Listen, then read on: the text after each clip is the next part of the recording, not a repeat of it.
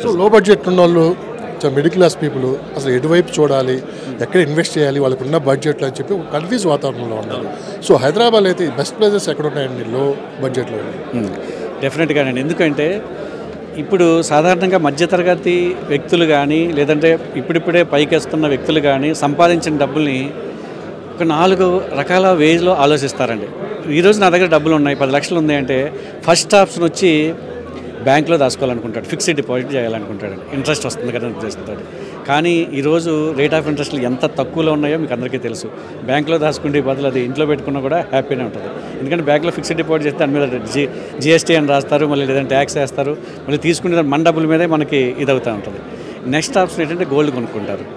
Gold కొనాలన్నా కూడా మనకి అది ఇన్వెస్ట్మెంట్ పర్పస్లో గోల్డ్ కొనలేమండి. మనకు అవసరానికి తగ్గట్టు కొంత కొనుక్కోగలుగుతాం, మిగతాది గోల్డ్ కొని మనం దాచుకుని మళ్ళీ బ్యాంక్లోనో లేకపోతే లాకర్లోనో పెట్టుకుని దానికి మళ్ళీ రెంట్ కట్టాల్సిన పరిస్థితి వస్తుంది. అంటే గోల్డ్ ఇన్వెస్ట్మెంట్ కూడా అంత కాదు. నెక్స్ట్ మనకి షేర్ మార్కెట్ ఉందండి. చాలామంది ఇదివరకు షేర్ మార్కెట్లో పెట్టేవారు డబ్బులు వచ్చాయంటే, ఎందుకంటే అపాయింట్మెంట్స్ ఉన్నా కూడా మంచి ఇన్వెస్ట్మెంట్ ఉండేది కాబట్టి రిటర్న్స్ వచ్చాయి కాబట్టి షేర్ మార్కెట్లో పెట్టేవారు. కానీ అర్షద్ మెహతా దెబ్బతోటి షేర్ మార్కెట్ మొత్తం కుదేలైపోయింది. దాన్ని రిస్క్ ఎక్కువ ఉంటుంది అని చెప్పి దాంట్లో కూడా జోలికి వెళ్ళట్లేదండి. ఇక నెక్స్ట్ ఆప్షన్ ఏంటంటే ల్యాండ్ అండి. ల్యాండ్ అనేది ఎవర్ గ్రీన్ అండి. ఎందుకంటే ల్యాండ్ ఈజ్ లిమిటెడ్. ఆ భూమి అనే గ్రహాన్ని మనం పెంచలేము, కానీ జనాభా విపరీతంగా పెరుగుతూ ఉంది.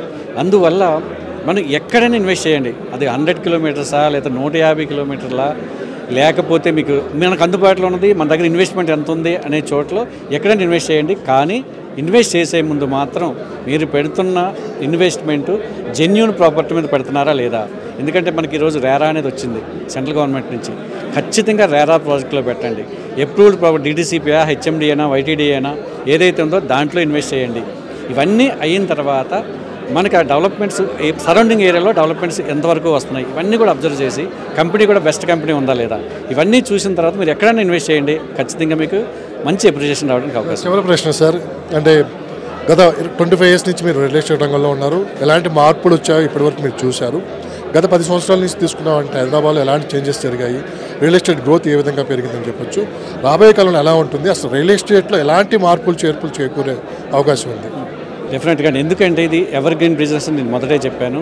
ఒక్కొక్క హైవేస్లోనూ పర్సంటేజ్ ఆఫ్ గ్రోత్ బట్టి ఉంటుందండి. ఎందుకంటే మనం ఇన్వెస్ట్ చేసేది ఇక్కడ, ఎందుకంటే మనకి హైదరాబాద్ హెచ్ఎండిఏలో 12 జోన్స్గా డివైడ్ చేశారు.